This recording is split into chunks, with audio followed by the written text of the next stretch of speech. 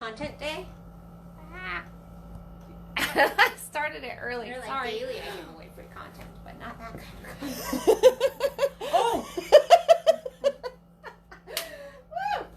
Hey, we already talked about that. Wow. Way to start. Way to start.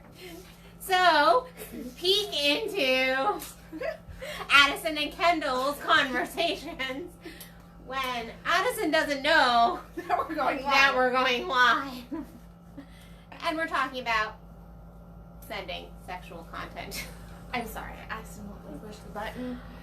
And I was mid-sentence. Yes, we don't give away that kind of free content. That's not the kind of free That's content. do not message me about giving away that sort of free content. Because it's no. It's a no. But come on, Kendall. I'm glad you hit the button. You're like, yeah, we don't give away that. So, We crack ourselves. Obviously.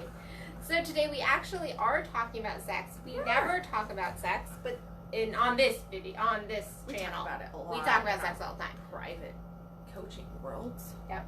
In Or our in personal life. In my kitchen. Your kitchen is a good place to talk about sex. kitchen- It is. My kitchen is like coaching central, opinionated coaching center of the Dallas And we area.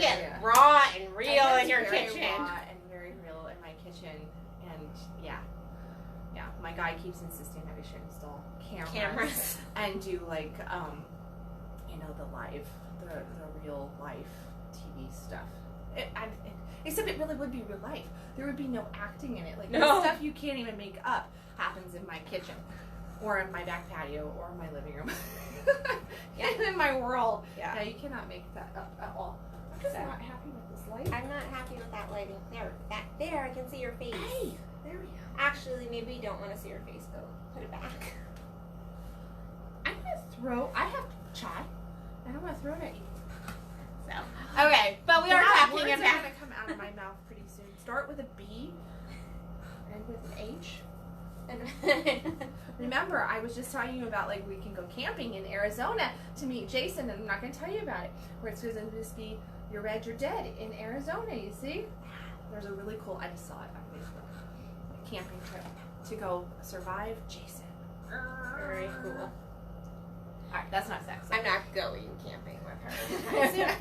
But we are talking about not Jason. No, Well, there maybe. could be Jasons involved. I've slept with a Jason. I slept with a couple Jasons. Wow! But were you safe with Jason? I Yes. was and I wasn't. I was safe with Jason. I had a moment with Jason. Different Jason. So we think. But who truly knows? Yeah, you never know. And I think that is really, and we've actually been on this topic for, like, in my Addison Elise Junior Conscious Coffees, we've both been really talking about this topic about sex and safety, because I think adults suck at safe sex. We do. Especially, and I don't mean to hate on the older, but older generations are actually worse than our younger generations right now.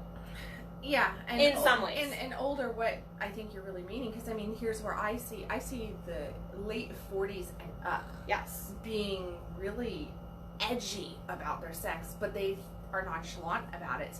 They're just like, yeah, well, I haven't had my period for 15 years or for 5 years, so I have nothing to worry about. vasectomy. Or I got a vasectomy 10 years ago, so Yeah. I'm safe. And the woman's going, yeah, I haven't had a period for this period of time, so I'm safe. And safe sex. Or he pulls out. He pulls out every time. Safe sex is not about pregnancy. I mean, that is a piece. It is at the end But of the it list. is like, I'm yes. sorry, it's at the end of my list. And I'm still very So- fertile. And Yes. you don't have any children. But Not the end of my... there is 1,000,001 Yes. other things Yes, that there is are. above Yes. getting pregnant when it comes to safety. Yes, I would When agree. it comes to safety. Because both of us could still pop out a baby. Yes. Physically.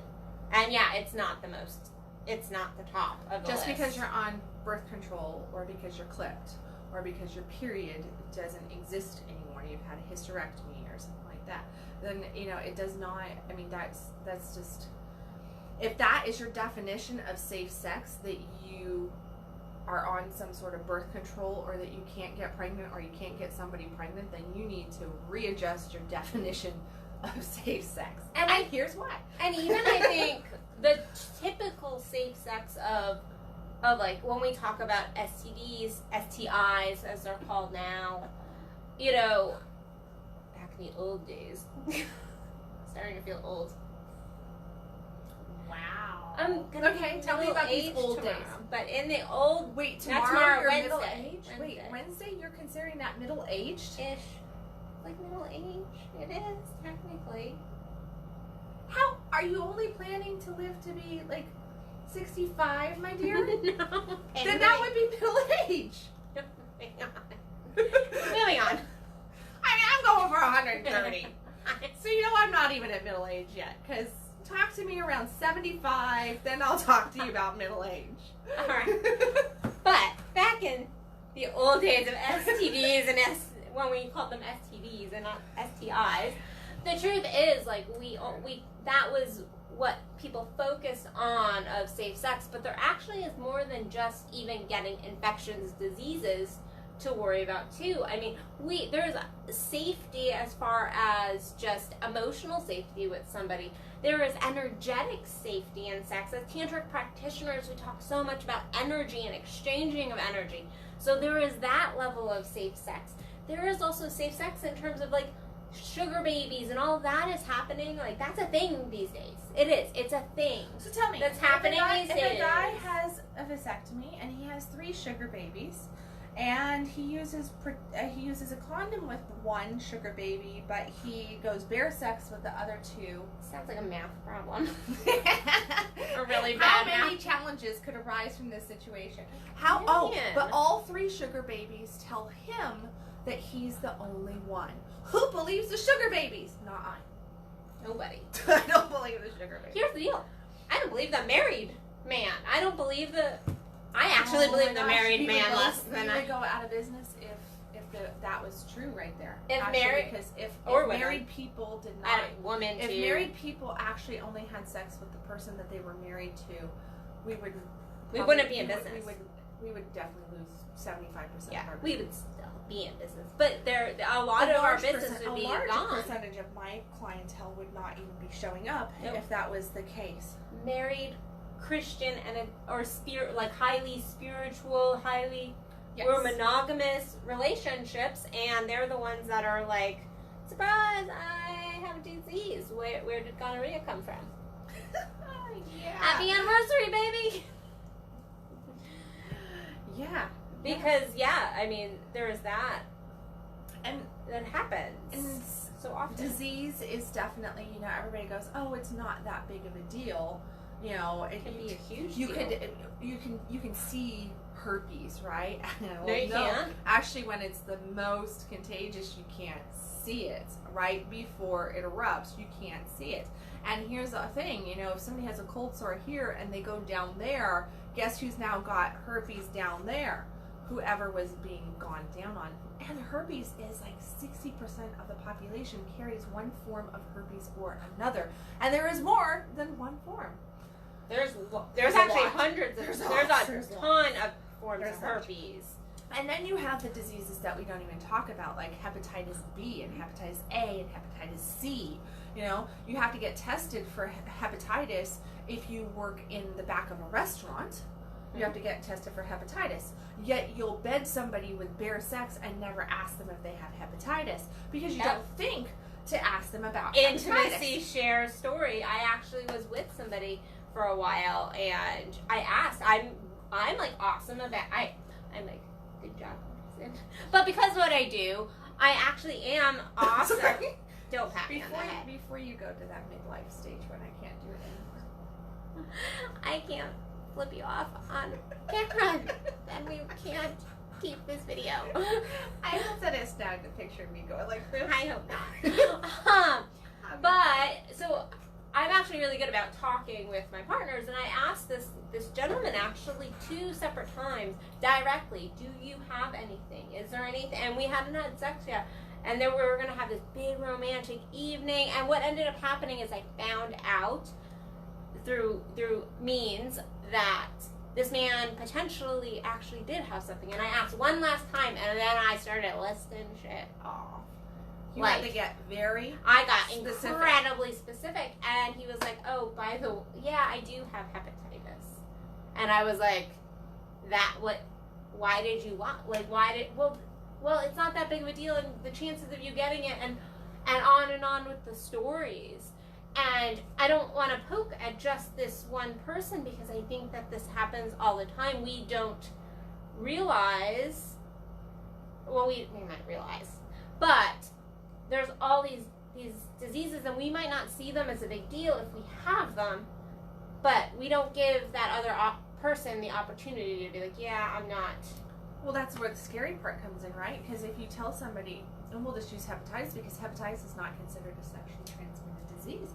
But it can be. It's not on the list, but it actually can be. I mean, I have family members that have hepatitis C, had gotten it back in Vietnam, and brought it home, did not know that they had it for all this time, and actually transferred it off to 2 other people who were the opposite sex, and now all 3 of them have hepatitis C.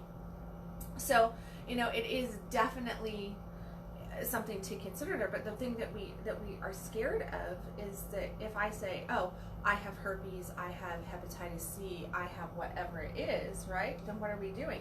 If we actually are truthful with the other person, then they go, Yes. no, I'm not. I'm no longer. I was totally into you, but now I'm not. But now I'm not. Now I'm scared. Now I'm going to reject you. So we do not speak our truth about the diseases that we carry. Because we're fearful. Because we're fearful of rejection. We're fearful, and here's the thing. We think, I'm sorry, I'm throwing men under the bus on this one, because it really is. Well, and here's the very deal. much- We're both women, and so we've been, like, women are clueless and will believe, because we have been raised to not ask questions. We have been raised to not speak our truth. We have been raised to not set healthy boundaries. We have been raised to be yes to our partners pretty much at all cost. So that's where women are at. We are shamed and guilted and all this different stuff, and we have been also told that, you know, if a man will not bed you, then, well, what's wrong with you? Type thing. That's that kind of energy that's out there. which gets into a different kind of unsafe Spoken sex. or not, but that's the reality. And then on the other side, you have men who have not been taught how, you know, anything about their sex either, who have been told, well, it's healthy and good and almost expected for you to go and to explore, to be highly sexual and all this different stuff. And guys all of a sudden become very intuitive when it comes to sex. I found, like, they are just very, very naturally intuitive. They are. They can just, like, sniff that out. They go, oh, you look pretty clean. Do you have anything? No? Okay, let's go. No, got my rabies shots. And then they go, where did the gonorrhea come from? Where did the chlamydia come from? Where did the herpes come from? Where did the HIV come from? You know, where? Or even if you want to even take out that piece, like, where did this, like, this situation of, like, her saying that like, I don't need to get into really tricky territory here, but, like, rape me and, like, things like that, because there's safe sex in other ways too, of, like, conversations and boundaries and consent that we haven't even talked about. And these guys, guys are very good at, like, thinking they will think just that sniff it out. Oh, I have this sheet of paper, and I think I shared it with you. I have this sheet of paper that I give to my couples, and even to sometimes to single people, and where it talks about, you know, like, different things on a scale of 1 to 10. Yeah, I love and then that. there's also Piece of paper. And in there, you know, it talks, one of the things on this scale is about safe sex, do you actually inquire, or do you just go with your judgment? Do you just trust your intuition? Is it gut instinct, or do you actually inquire and ask for evidence? And I have handed that piece of paper to many, many people, many men, some even being my own lovers. I've sat down and shared that piece of paper with.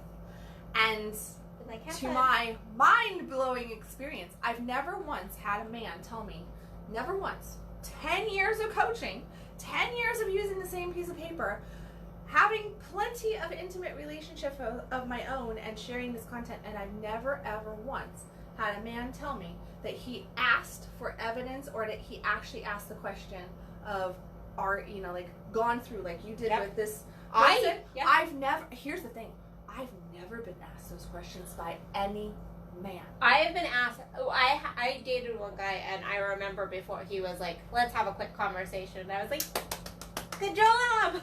I don't have to have this conversation first because... And what did he say? How was his in-depth conversation with you? Actually, he was like, well, who have you been having sex with? He actually did get in-depth. I was actually like, good job. Yeah, because the only thing that I've ever been asked is, so is there anything that I need to know? Yeah, no, it was actually it was a more in-depth. I would not say, like, we did not spend like hours talking about it, but it was a good, 45-minute, hour conversation of like, okay, like, let's talk. Like, who have you been with? When was the last time you were tested? What are, I haven't asked any of that. Yeah, but it was only like volunteering it and asking. And it was a very long time ago. It was like very long time ago. That's impressive.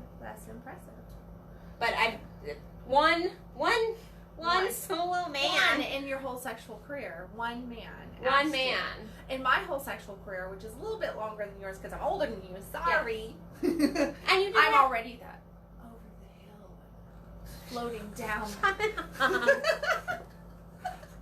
Well, when one is not, as my current man would tell you, you make me violent. So, hey. No, and so I've never been asked. Other than, is there anything that you need? It goes like this. Is there anything that we need to talk about? No, good. So, you guys were not, like, I really wish you had seen that entire scene, like, up close, because I'm feeling, no, please do not, we want to keep our video on Free Spirit Talks. Okay. That's pretty funny, though. It was disturbing. But, I mean, yes, like, usually I have to be the one asking that question. Not that I mind, but it is, like, very concerning that I do not get that. And I still am dating, and I still don't get that question. I always have to be the one to ask. And then it's like, a lot of people won't even talk about, like, when they were tested. I'm like, well, when were you last tested? Oh, well, I don't know, like, I don't know. I just had this conversation. You should be going up under the bus. You should constantly be tested. Like, that's a thing. If that you needs are to be having happening. More than one sexual partner, and if your other partner could potentially be having more than one sexual partner, how about it's just good practice to get tested? In other words, everybody should get tested. Everybody should be. Every 6 months, you should go in for just the basic checkup. And we're not talking about listening to the heart and to the lungs here, although that was the conversation I had a conversation with somebody, and I said, well, when was the last time you were tested? And I was like, here was the last time I was tested, here was the results, and this person goes, well, don't they do that stuff at your annual checkup? No, blood work usually doesn't include that. Like, and he's like, well, but they took my blood.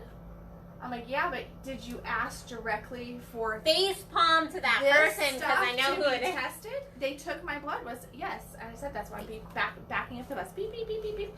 I love you. Just totally, you like double beeped. That was a double beep beep. Yeah. No, they took my blood. Is there? And you know what? He's not the only one who has said that. No. Because that has been a conversation that I have had numerous times. And that is one of the one of their responses is, well, I went in for my annual and they said that I was good, so I must be good, right? They took my blood. They listened to my heart. It's still pounding. My blood. Your cholesterol is probably good. Your heart is probably good, but that doesn't did not actually test. So if you think that just by going in for your annual exam, your annual checkup to see if everything's fine, that they're actually checking everything, you're wrong. And guess what, ladies? Okay, so we've been hitting on the men, but ladies.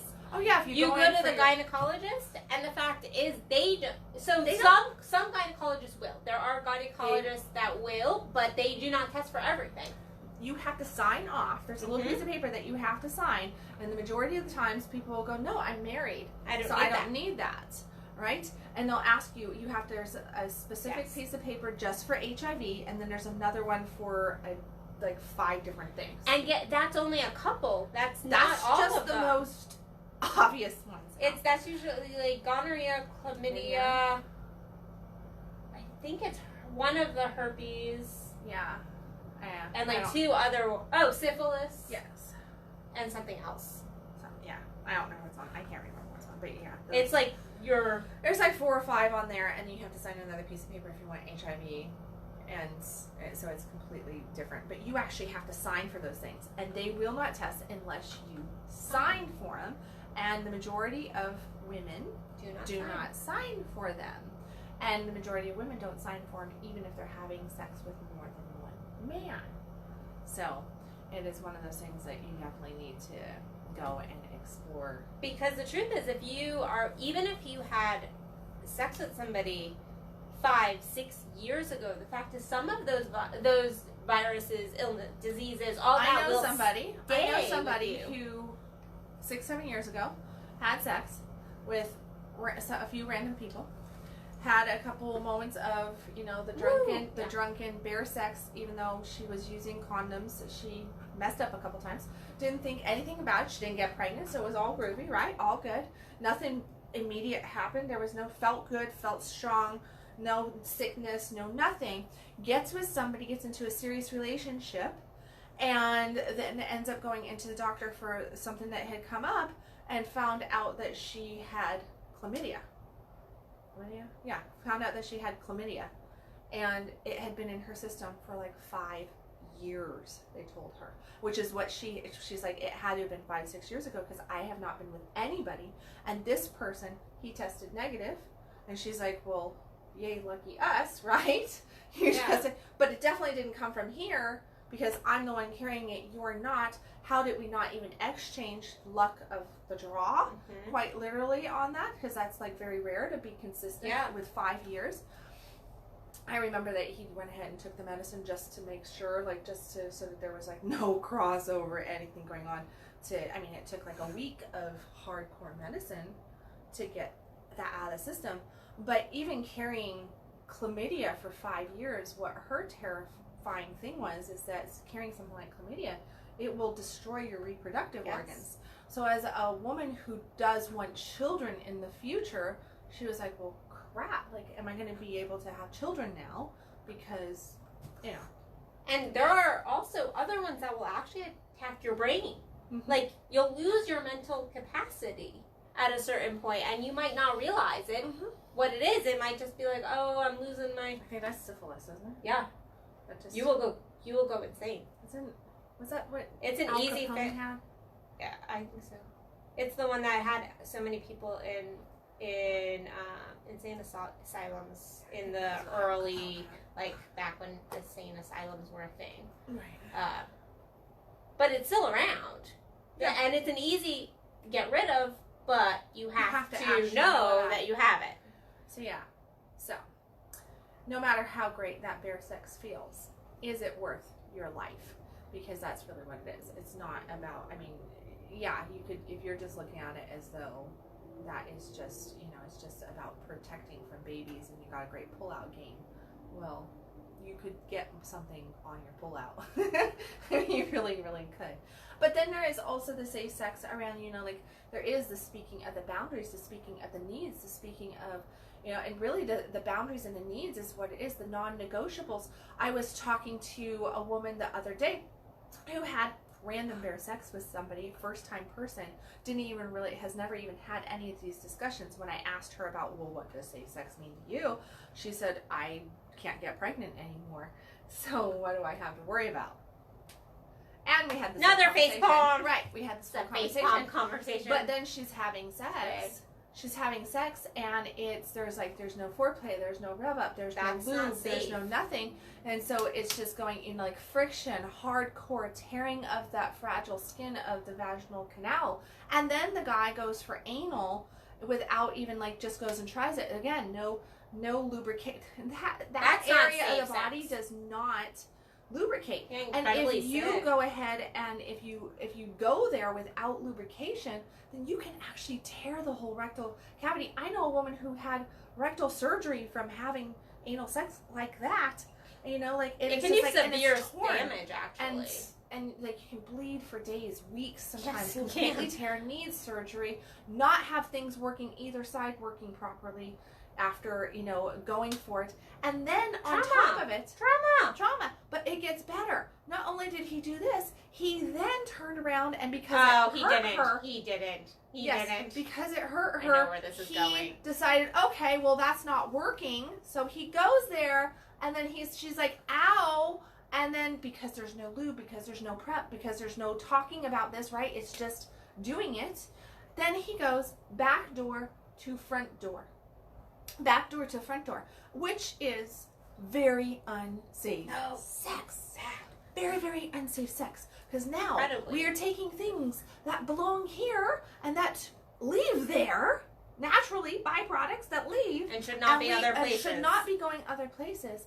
And we are now introducing them to a very sensitive location that we will just wreak havoc on this and cause the woman massive sickness. And everywhere from urinary tract to infections to different cervical issues going on, actual massive bacteria growth in there and infections completely can mess somebody up. And really bad. Even just in hearing that, you take out the infections and all that, which is, that's I'm just saying, my girl Mary's over here that she says she makes it through this whole thing without something coming up. Yeah, because it's wow, let's go for bare sex with somebody that we just met, that we're just taking their words for, that we don't know, we're not doing anything, and then adding in that we're having dry sex and rough sex and fast sex, and then we're having anal sex without any lubrication, and then we're flipping anal back to vaginal, and this all happened in under 15 minutes. Which is the part that's why I said this is crazy. Here's the deal, it's not even it is the bacteria and all of that, and the front door, back door bacteria, because that is a massive issue. Door, people, you do not go to the front door, and you do not go to this. No, you go, if you want to go anyplace else, you need to go take a shower. A washcloth is not going to cut it, guys. You don't go grab a washcloth and wipe yourself off, because there's little nooks and crannies on men that need to be cleaned properly. Otherwise, it just takes a trace amount, and yeah. But even this, you said safe sex, it wasn't safe sex just because also there was no conversation on boundaries and what we like or prep or warm up.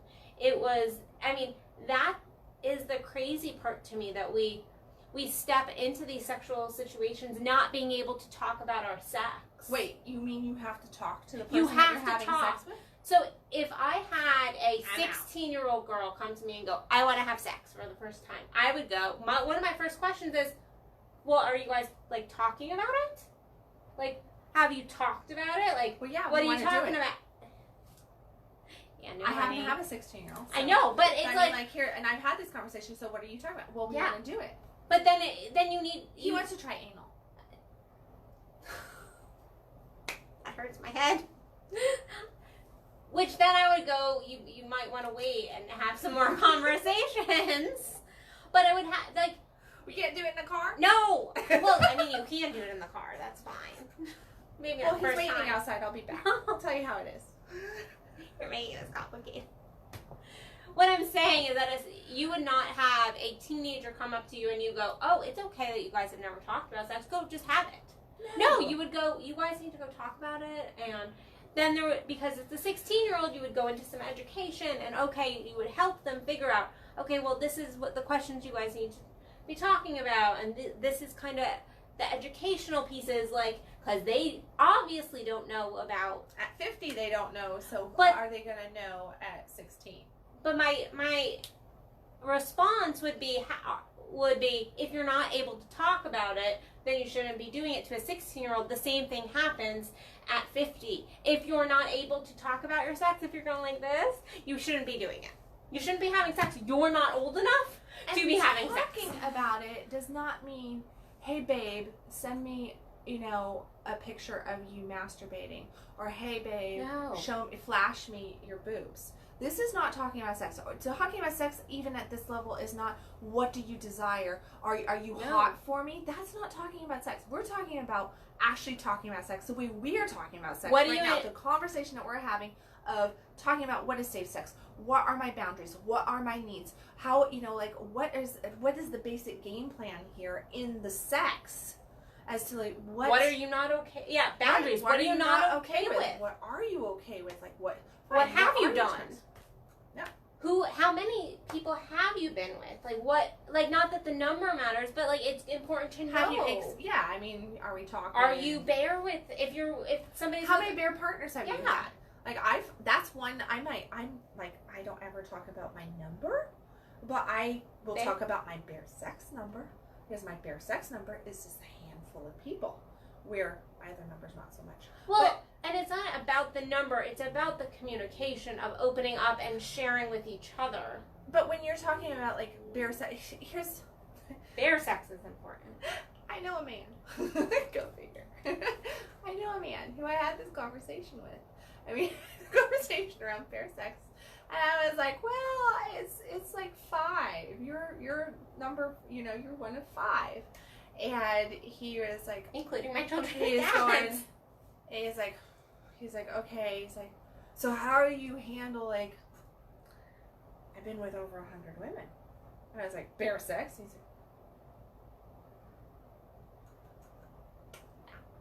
that's a lot of energy exchange right there. A lot of energy exchange. That's a lot of potential for lots of stuff to happen. But over 100 women in his lifetime, in his sexual lifetime. Over 100 women. Now, the 100, I don't really care. The 100 bare is the problem, because this person actually was getting tested. So, when I knew it was clean. But it was one of those things that if he had brought that to the table earlier in our relationship, I probably would have been like, we need to slow down just a little bit. We need to slow down just a little bit. Yeah. And admittedly, I never used a condom with him. It was one of those, like, he is one of my bare guys. And it was one of those things that, I got caught up in the moment. So it happens to all of us. Even when you really know it still happens. You can get caught. But the difference is that when you understand and you know and you're having the conversations and you have the education, then you're actually going to bring those conversations up to the other person. Even if you've already gone there and done it, you can at least come back and go, let's have a conversation. And how about even like have safe sex? One of the conversations should be even what turns you on, what really opens you up, like what is. Mm-hmm. There's a gentleman in my life currently, and like I'm like, yeah, I'm about to show him this video. I show him videos. You're like, I'm about to change my topic. No, but I'll listen to it. But no, I asked him. Please don't ruin my relationship. No, but I asked him like, well, what turns you on? Like, what feels good? Like, because that is a piece of safe sex. Because if a partner is not open and really turned on and really orgasmic, to jump into penetrative sex is going to not always end badly, because there are those times we luck out, but it is not going to be a great experience, and the potential of it it going very, very south is high. I can't tell you. I remember, like, back in the day when I was not speaking my, like, oh, I really want this, I really desire this feels good to me. Like, when I first started having sex, and well, you had a very interesting beginning of your sexual awakening as a kid. Yeah, as a girl. But I remember, like, how many, like, that actually builds trauma up in the body if you're not having really open sex. Or if your partner is doing things in the middle of sex that startle the body, that that's horrible. Will also. It's horrible. And then there's to be able to have those conversations, because that startling or that triggering, I mean, that is going to throw either person, because it can happen to men and to women. It does more frequently happen to women, but I and I say that because guys don't complain about it. Guys don't bring it to the table. They have their fair share. But I think that they have their fair share of trauma, and I'm sure that it happens to men. You hear more about men's trauma when we're talking about blowjobs, because a lot of them have trauma stories around that. Yes. Because, they do. And then they make light about it and they go, yeah, I'm good with anything except for teeth. Yes. I've heard that one numerous times. I'm good with anything except for teeth. But that shows almost a fear. Right. And so sometimes it is, not sometimes, it's always important to have these conversations. I remember for a while, I had a really, back a couple years ago, I had a really bad situation in one particular position happen. And after that, for a good 2 years, I would have this conversation of, guess what? Like, we're not putting me in that position, because what I do is I go, right. Because, how the position was, I had no control, and things like that. And so what ended up happening is I had to have this conversation, but that was a piece of safe sex. Because what would ended up happening is I would have shut down, he would have had more opportunity to do damage, because my body was shutting down, not because he wasn't doing what whoever I was talking about at that time, wasn't doing what they needed to, but I would have been shutting down. So that's a piece of safe sex. That's a very important, I mean, and here's the thing, like, you had a traumatic moment in your sex that caused that. Now, just last year, I had a leg injury, right? And this leg injury has messed up my hip. So, my hip causes lots of issues in the middle of sex for me. I have to consistently have this conversation about my sex to my partner, because I'll end up in a position and it's like, if my hip flexor gets hit wrong, I want to come out of my skin, I'm ready to cry, I'm mad, it hurts so bad that it just ruins the whole moment. So I have to then consistently go, all right, no, I need to adjust, I need to do this, because I'm working on getting my leg back into the alignment where it needs to be. And in that process of healing, I have to vocalize my needs for safe sex, because it would be very unsafe. I've actually, this scary little fact about our bodies, how aligned they are. You know about this. So in the midst of this whole leg thing, I'll sometimes get, like, if I don't do enough yoga, if I get too stressed or tense or anything, I'm not taking care of my body the way it's demanding me to do these days. What, you don't take perfect care of your body at all times? No. Then what'll happen is I'll end up in all this stress and this tension, and I'll even lock down in my jaw, my neck, my shoulder, my whole back, and down my leg. And then I've had it happen 2 or 3 times now. I know everybody's texting. I've had it 2 or 3 times now. Your phone's like, where I will have sex, and it won't even be rough sex, but I will end up covering the bed in blood. And it's because of that hip flexor. It's because of my hip flexor. Something just gets out of alignment just right. And even with it not being rough sex, I end up tearing from the sex, but I'm like in an orgasmic state, so I don't even feel it happening. It feels all good to me. And then to my astonishment, when everything is over and done with, I've got like a dead person. It looks like either my period happened really bad all of a sudden, or somebody got killed here. Like, it sounds like, what the heck happened to my pretty white sheets? That's why. And it's just one of those Halloween happened. It's like your bedroom. But that is a safe sex thing also. I mean, so and I bring that up because safe sex is sex is not just about our sexual organs. Sex is about our mind. It's about our emotions. Stress. It's about stress level. It's about what is going on with your physical body, you know? And you brought up mind, and one of the things that I really, coming into this, because we knew we were going to do this topic, usually we do not know what we're going to do prior. We don't like plan this, but we've been planning this for like a week now. But one thing I really wanted to talk about is also the energetics of safe sex, because there's this level that we don't think about in sharing our vibration, sharing our emotions, inserting yourself into somebody who could be having a horrible day, bad energy, and it rubbing off on you. I think we've all, and I know you have an amazing story to go with this, but I know I have had sex with somebody and been like, I was in a great mood before this, and now I feel sick. There's been times when I'm like, I feel like I have the flu and I just had sex and I actually was perfectly fine prior to this, and now I feel like heavy and gross and like just and it could have been fine sex or even good sex.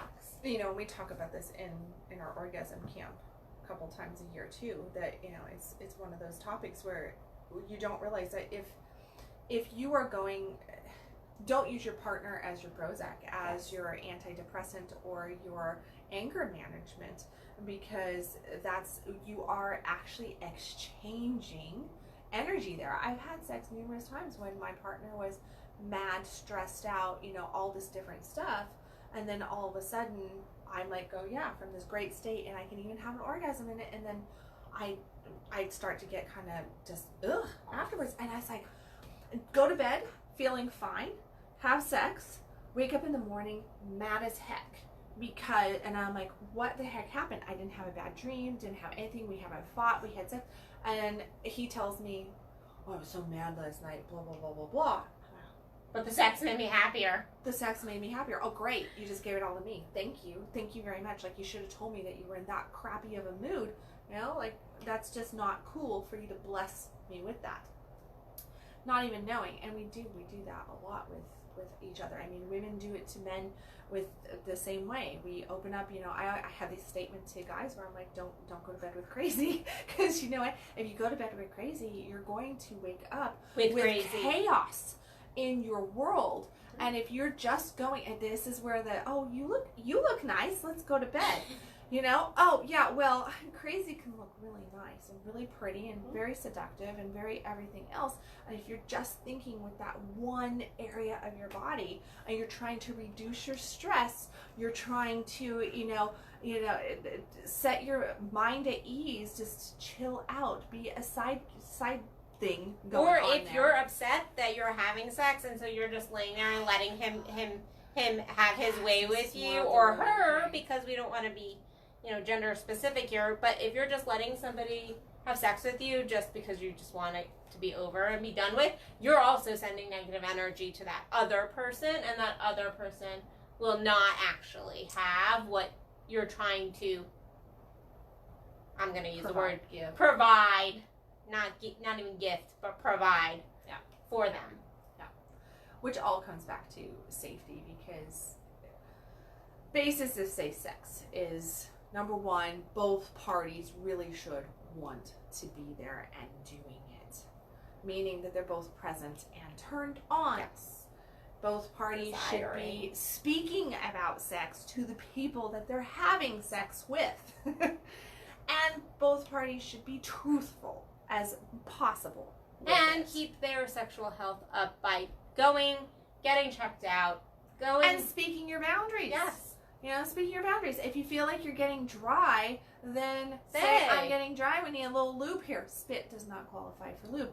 But, it, you know, like, Sorry, it's true. While we're You don't have to say sorry. I'm just like, we are on free. Sorry. We are going free on Free Spirit Talks today. We talk like, but it is. I mean, like, it's the speak truth. your boundaries. If you're feeling this, if you're feeling that, if you feel like your partner left the building but their body's still there, then maybe slow down. Say something. If you know, like, if you're a woman and your guy is in this mood and you're like, man, I think he's just trying to get off because he's stressed out. Maybe just hand on chest and go, honey, where are you at? Let's slow down. I don't feel you. You're not with me anymore. I feel a lot of anger coming at me. That might just make him go, whoa.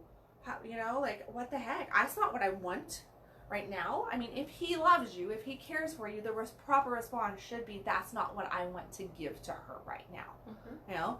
And vice versa. Guys, if you feel that your lady's not into it, then you need to ask yourself, like, are you really, is that what you're there for? Is just to use her as your masturbation tool? Because that is actually a form of rape then. It is not love. This is not, it's just, she owes you nothing. You know? It is. It all comes down to communication. It all comes down to opening your mouths and growing up. Like, it drives me nuts because it's like, grow up and talk about what you don't mind talking about in the locker room. You don't mind talking about with your girlfriends, but you can't talk about sex with the person that you're actually having sex with, and that you're saying you want it so bad, but you're not willing to open your mouth and at least communicate. Yes, it can be an embarrassing conversation. No, it's not always easy, even for us, and we talk about sex all day long, and it's not always easy. Where you go, whoa, I can't believe we're having this conversation, or whoa, I can't believe I need to have this conversation. How do I go about it? Or I feel a little shame coming up with this, or it's okay, but it is about definitely having that mature conversation with others in your life. So if you want more of this, you can definitely check out our orgasm camp in December, because we can go on these topics for hours, literally hours. But I think I have somebody waiting. But you do have somebody. So since my thingy said, I'm in the lobby. Yeah, and if you're watching, I know you're in the lobby where I'm coming your direction. Yeah. All right. So what do you have going on? I have my birthday bash. That's because she's now going to be middle-aged. I just found out on Wednesday. So I am offering $40 for some of my favorite. She's not turning 40. I'm not turning, but it was a good number. 40 is a good number for some of these programs. So no, I'm turning 34. That's middle-aged. So for anybody who's over the age of 34, now you know. Addison said you're middle-aged. But buy her $40 deal. That's really buy my $40 deal, and you get a deal on my consult if you want to do one-on-one coaching with me. You get a deal. You can go to my website, addisonbell.net, and you can find that. And then we are also going to be doing a course from Belize coming up on October 11th. We were super excited. Well, I'm super excited about Belize. I might drown her in Belize if she doesn't come back. Then we're taking a golf cart, and I'm going to drive it off of a cliff because you're going to drive me crazy because I have to sleep with crazy. No. We're going to be like Addison and Kendall unleashed on the golf cart. It's going to be fun. No, we are going to be doing the Unlived Life from Belize. Yes, so. And that's coming out in the next few days, so be on the lookout. What do you got going on? Me, I have a lot going on.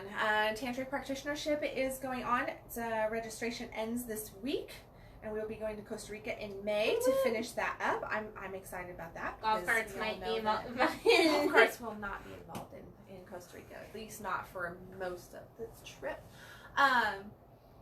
But yeah, so that is a whole certification course for anybody who is a holistic practitioner of any sort or wants to become one. We're going to be going through a whole bunch of different levels of what the tantric practice really is, not just the bodywork aspect, but everything that you hear me talking about and writing about and teaching about in other areas of my coaching practice is going to be covered in this in great depth. And then, let me see. That's really, I mean, that's the biggest one that I have going on. There's Yeah, lots of, you've I got have lots lots of of little, stuff I going on. always have something going on. I mean, I got bondage going on in October. Woo! Mhm. Guess what we're going to be talking about at the bondage class? Bondage and safe We're sex. going to be talking about safe sex. We're going to be talking about communication and boundaries and non-negotiables. Because people in that lifestyle are That's usually better So, at. if you are in the Dallas-Fort Worth area, or if you can get your bun here, then know that Get Naughty 4.0, because it's my 4th year teaching with Michael Harris, this class. It will be on the 5th of October. Yeah. Did I get that right? I think it's the 5th of October. It's on my website. It's on my events I tab, think it's along with a whole bunch of other It's on stuff. the 5th. It is there, and I've always got stuff going on. Yeah, our calendars are always popping. I'm going to put this out there because it came to me earlier, and so I'm going to make this announcement. She doesn't know that I'm doing this because it's not on the schedule, and we went through the whole events and planned out the whole year. Our schedules are making them all work, so I'm going to throw a wrench in the system now. Okay. Here we go. Cool. Wrench. I'm actually going to be relaunching my Not Your Average Joe this fall. Is going to be coming out probably in October. It will be my online course, my personal online course, because her and I are teaching a course together. Then I've got the local bondage class, so I'm going to be putting out the Not Your Average Joe, which is for all the men out there to learn true tantric skills, talking about their sex, learning about their health, about their sex, how to last longer, of course, how to pleasure a woman better, all that good stuff. And yeah, so it will be, I got to figure out the date because it just kind of came into me earlier today when I was working on stuff, and I was like, you know what?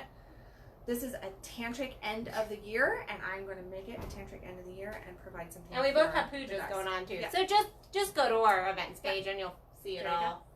So local, online, it's all there. Yeah. So AddisonBell.net and KendallWilliams.com. Sorry. That's fine. All right. Bye guys. Thank you for watching.